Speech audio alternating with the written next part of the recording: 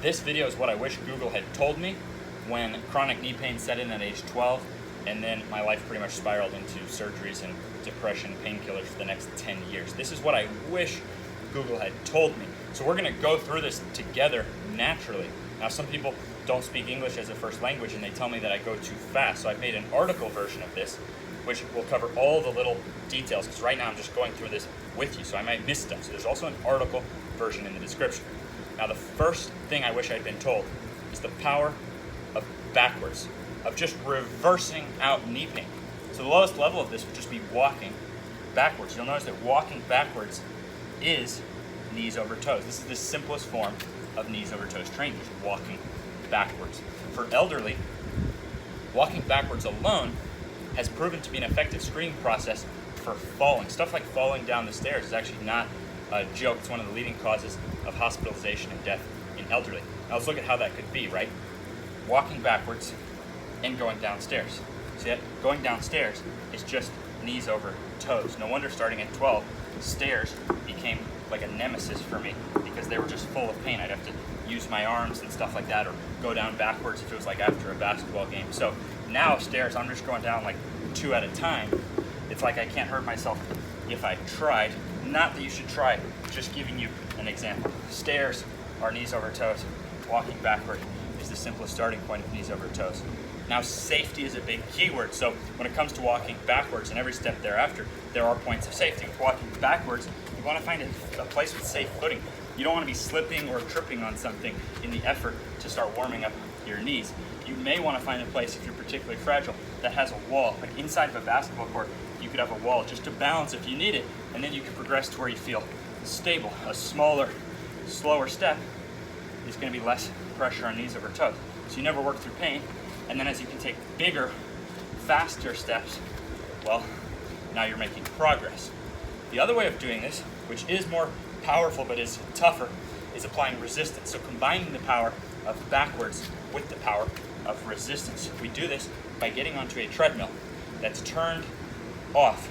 Treadmill off. Now you put your butt against the handles, and now you use your backwards ability to spin the belt for 5 minutes. So I like 3 days a week, 10 minutes if it's backward walking, 5 minutes if it's backward dead mill. Dead mill because the treadmill is turned off. And in all of this category of just going backwards, we just call this reverse out knee pain. We're restoring our weak points. We're giving blood and strengthening to our tendons, which are actually stronger pound for pound than our muscles. Hence why a lot of athletes have muscles, but their knees can't handle their own muscles. So if we restrict knees over toes, we create a situation where our muscles are more powerful than what our tendons, which then inside the tendons deeper is the ligaments, such as ACL. You hear about that kind of stuff. So we want to be internally strong and externally strong, not just external. So backward walking, reverse dead mill, those are the simplest ways to get started. Those perform an optional warm-up to my program. Why optional? Well, I did over 100 miles of resisted backwards. I tried every different type of resistance and I kept track, and I did over 100 miles of ROKP, but that was all before the breakthrough of building from the ground up, which we're about to go through together. So it is optional because you no longer have to do it if you build from the ground up. I no longer do ROKP, but I did it. So I think now if you combine ROKP as your warm-up with a program from the ground up, now you can really get even the fastest results ever. Now, before we start this together, if you have a safe space to walk or a treadmill that you can turn off, go ahead and do that 10 or 5 minutes right now, and then pick back up the video from right here. So now all we need is a wall.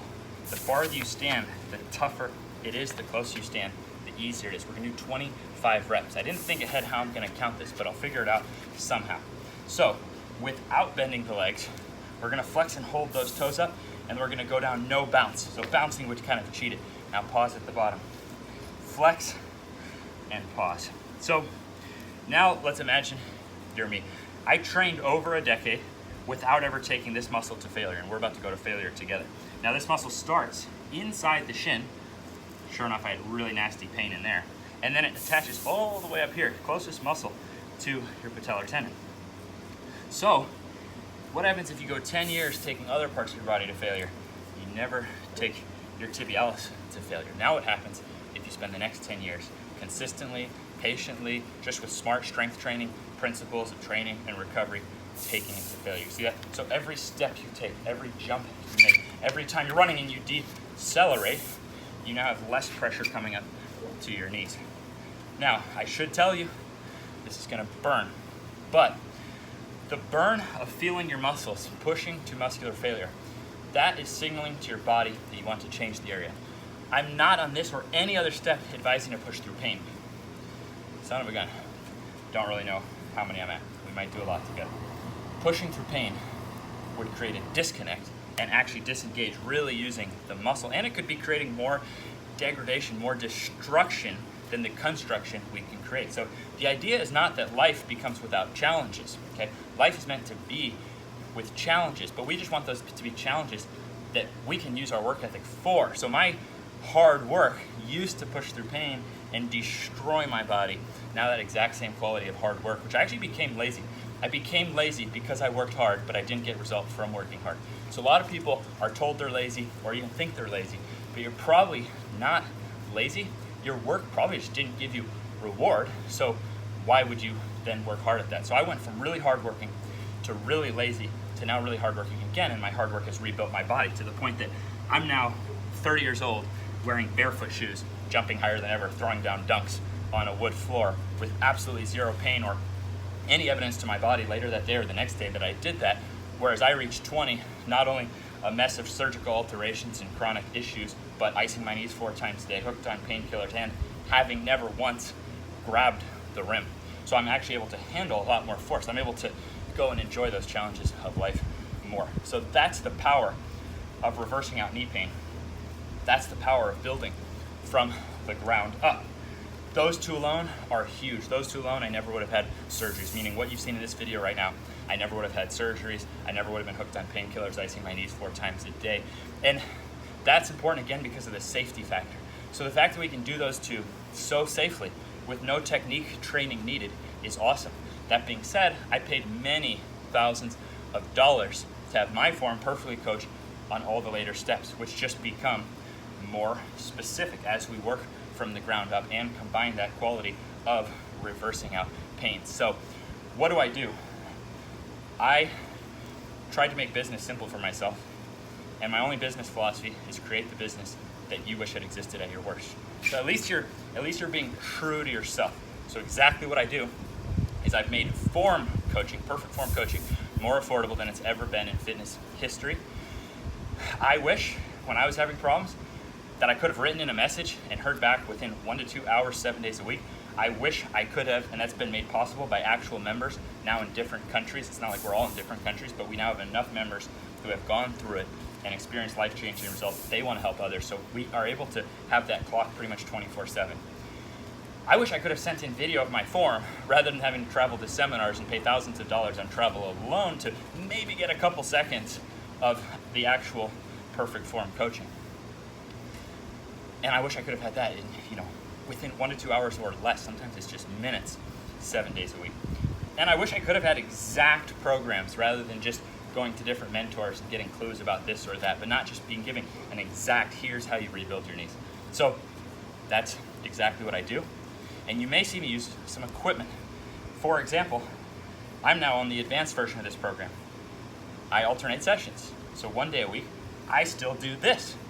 The other day a week, I use a tibialis bar. Now I could go on and on, I just don't want to take too much of your time. So I'll try to keep this as simple as I can. And in other videos, we can go into the history of these things, okay? I add 3 pieces of equipment. A tibialis bar, which has a metal version and a PVC version. A slant board, which has like a stable home version, and a portable version that you can take with you when you travel. And a monkey foot, which attaches to my foot and saves me thousands of dollars on having to have a hamstring curl machine or thousands of dollars on good hip flexor machines. So that for like $70, I no longer have to have hamstring curl and hip flexor machines. Now, those 3 don't just make things more measurable. They troubleshoot the Base Zero program itself, meaning look what I'm doing right now. There are some people out there struggling to walk who cannot do this. But if you load a tibialis bar with a pound or 2 or 5 or whatever, they can take this to failure.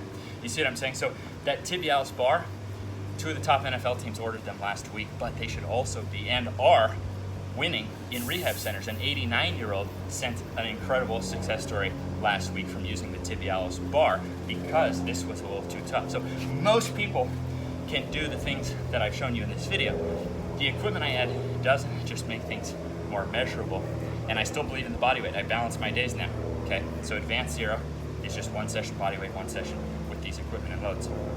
Every tool allows you to troubleshoot. So I think that's a really important thing to understand, because you see this equipment, it looks different. It allows you to troubleshoot. That is now leading doctors. Doctors are sending me wins, okay? The same type of doctors who told me my knee would never fully bend again. And now I don't recommend this, but because I use thick padding in my programs, but this same left knee that never supposed to fully bend, and I've just been chatting with you, it's now so pain-free. Like when you see me doing these videos, I'm not prepping for this shit.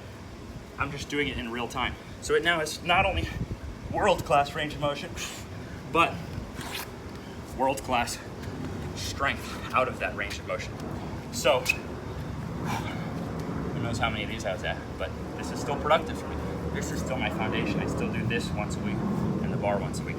But ultimately, my point, my closing statement, is that my number one fitness belief is that we are all in this together. So even if my opinion is different from someone else's, that doesn't justify me to criticize them. That doesn't justify me to be disrespectful, because it wasn't my doctor's fault that he didn't have knee ability.